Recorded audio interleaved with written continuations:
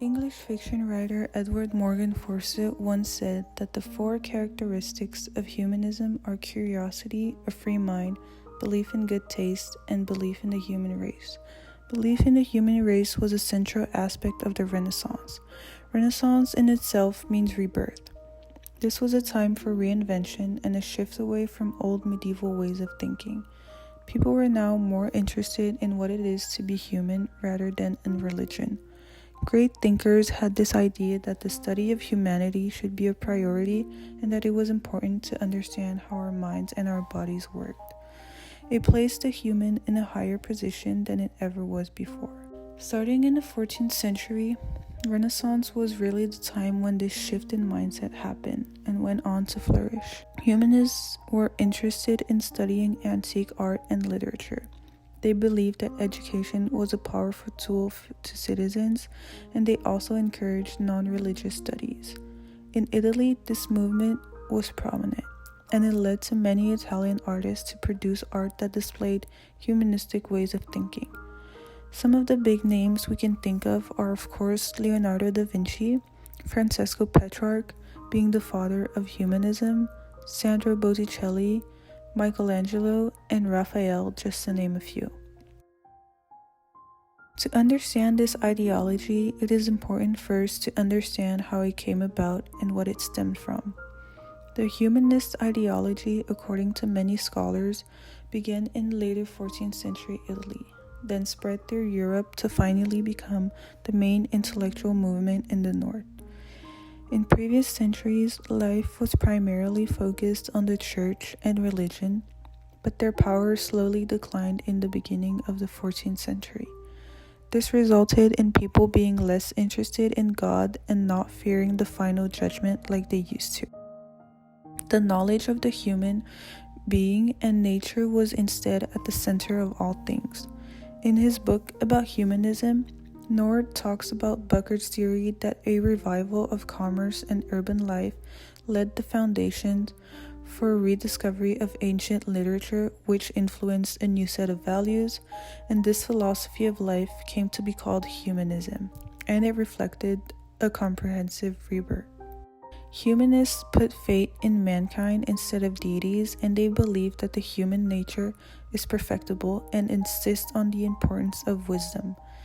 They think that a man truly becomes human through education and cultivation. They search for the best educative model possible and criticize the medieval instruction while privileging a more complete education system that focuses on dialogue and reflection. The precursors of humanism got inspired by the antique writings.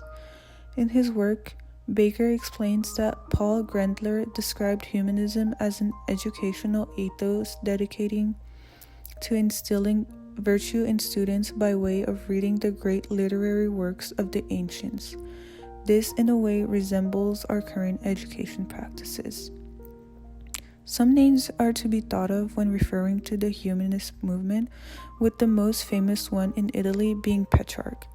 Some of his works highly criticized elements of the Catholic Church and characterized the period before humanism as a slumber, with many Renaissance thinkers agreeing with him and thinking of the Middle Ages as a period of cultural darkness.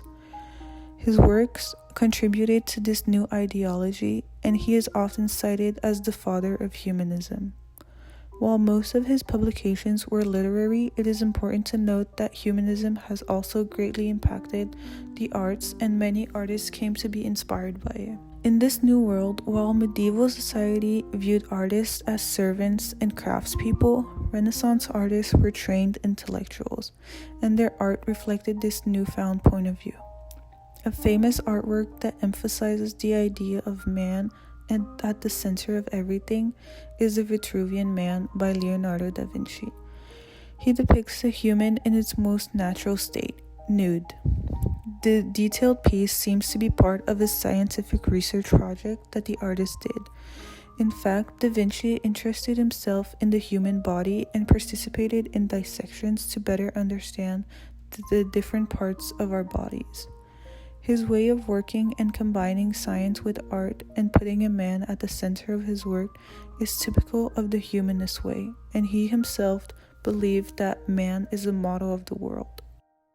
A work that is particularly interesting and highly relates to humanism is Raphael's School of Athens.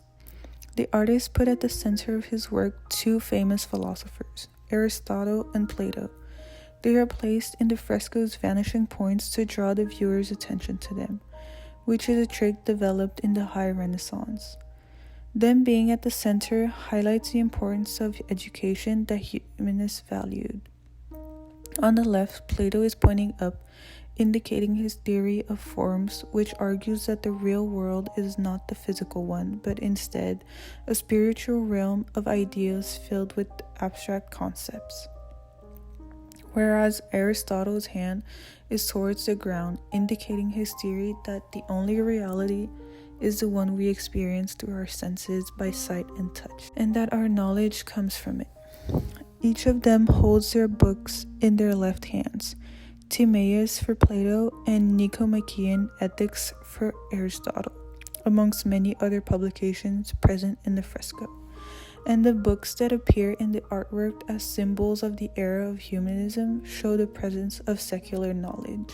Raphael separated the great thinkers in a methodic way by putting the philosophers, poets, and abstract thinkers on Plato's side and the more empirical thinkers on Aristotle's side to demonstrate their different points of views. Among some of the figures present, we have Pythagoras sitting with a book. He believed that the world revolved around mathematical laws. There's also Socrates with some of his students, Euclid, the father of geometry, demonstrating something with the compass, Diogenes, who was known to criticize cultural conventions, Heraclitus, a pioneer of wisdom in a thinking position, and Ptolemy, mathematician and astronomer, in a yellow robe holding a globe. Next to him, Raphael incorporated himself, which was common at the time, but still bold of him to put himself next to such great characters. Last but not least are the two statues of Apollo and Minerva, also known as Athena, on either side of Plato and Aristotle, which really emphasizes the closeness that humanists had to ancient beliefs. All the elements present in Raphael's fresco are in no doubt highlighting the humanist way of thinking and put knowledge in the forefront. The School of Athens is an allegory of secular knowledge representing the High Renaissance in Italy.